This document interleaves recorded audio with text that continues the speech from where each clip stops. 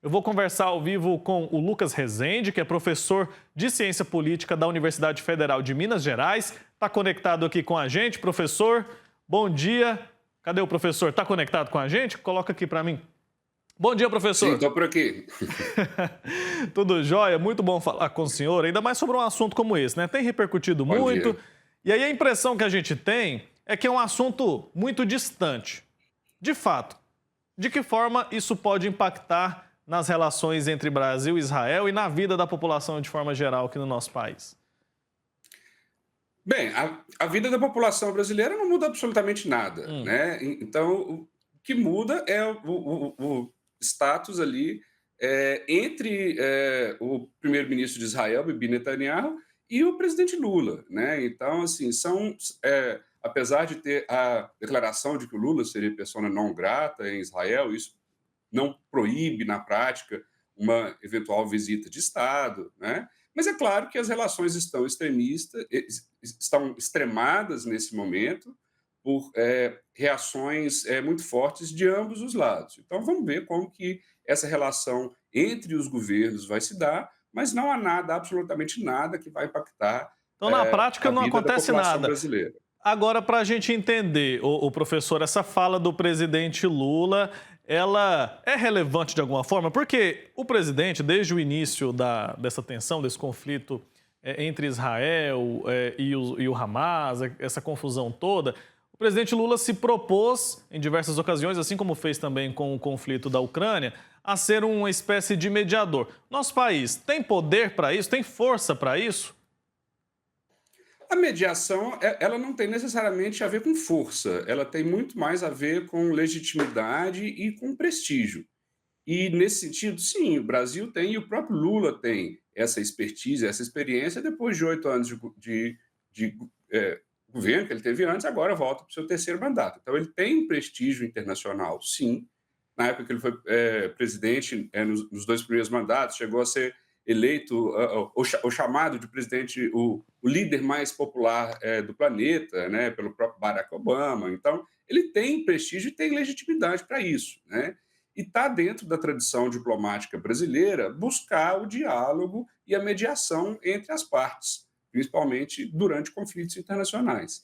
Então, a proposta do Lula é sim muito válida. Agora, é claro que uma vez que ele atenta para os atos criminosos que estão sendo conduzidos em Israel, de uma maneira bastante polêmica, que é trazendo o Holocausto, isso traz uma comoção muito grande e a mediação só existe se os dois lados aceitam essa parte como mediação. Então, muito dificilmente, Israel, o atual governo de Israel, aceitaria uma mediação por parte do Lula. E as Mas isso não quer dizer repercussões? que ele não tenha prestígio e possibilidade para tal. Certo, está explicado. E as repercussões? Essa fala foi feita já há alguns dias, já deu para a gente sentir, né? Como que isso repercute fora e dentro do nosso país. Que avaliação o senhor pode fazer nesse momento do que aconteceu em decorrência dessa fala do presidente? O mundo está polarizado e o Brasil segue ainda muito polarizado nas duas últimas eleições presidenciais. A gente presenciou muito isso. A sociedade ainda está com os nervos à flor da pele, vamos colocar assim. E é claro que a repercussão foi muito maior aqui dentro do que fora, na verdade, né? Houve alguns. A reação de Israel foi muito extremada naquele momento, mas a gente tem que voltar os olhos para o que está sendo chamado a atenção, né? Qual que é, de fato, a polêmica? É alguém que está denunciando um crime de genocídio contra uma população indefesa ou alguém que chama um outro presidente de persona não grata por ter mencionado, ainda que talvez de maneira exagerada, o caso do Holocausto, né? Então, a repercussão me parece é, é, muito maior do que, de fato, esse caso merecia ter. Desproporcional, né? É a impressão que a gente tem. É tão desproporcional quanto a própria resposta militar que Israel tem feito em Gaza. Então, são duas reações muito desproporcionais que o governo de Israel tem tomado. E é claro que, para a retórica do Netanyahu, de que há toda crítica que é feita às ações militares de Israel em Gaza é necessariamente algo antissemita e contra os judeus, né? Então eles tentaram voltar um pouco a retórica para esse lado e já está muito claro pela própria fala do presidente Lula que esse não é o caso, né? E diversas outras pessoas, inclusive funcionários da ONU, né? O Glenn Greenwald fez um artigo ontem apontando diversas outras situações em que foi feita alguma analogia ao caso de Israel e que isso não se trata de antissemitismo. Então, não há motivo para uma crise tão grave quanto essa agora. Os Os olhos especialistas têm que têm. ser Os, é, es- é, é, os olhos têm que ser direcionados para proteger a população em Gaza e, claro, garantir o direito de Israel de se defender contra os ataques terroristas do Hamas. Uma Certamente. coisa não tem que eliminar a outra. Os especialistas têm falado justamente isso, né? Que o governo israelense acabou se aproveitando, de certa forma, dessa fala do presidente para repercutir demais essa questão e tudo. Acaba virando aquela questão muito política, né? E o cuidado com as pessoas que estão sofrendo com a guerra acaba ficando um pouco de lado ali, o que não pode acontecer. Aqui no Brasil, a gente ouviu falar até, o senhor mencionou a questão da polarização, gente falando sobre impeachment de Lula por causa dessa fala e tudo mais. Qual que é a avaliação que você faz disso? É absurdo.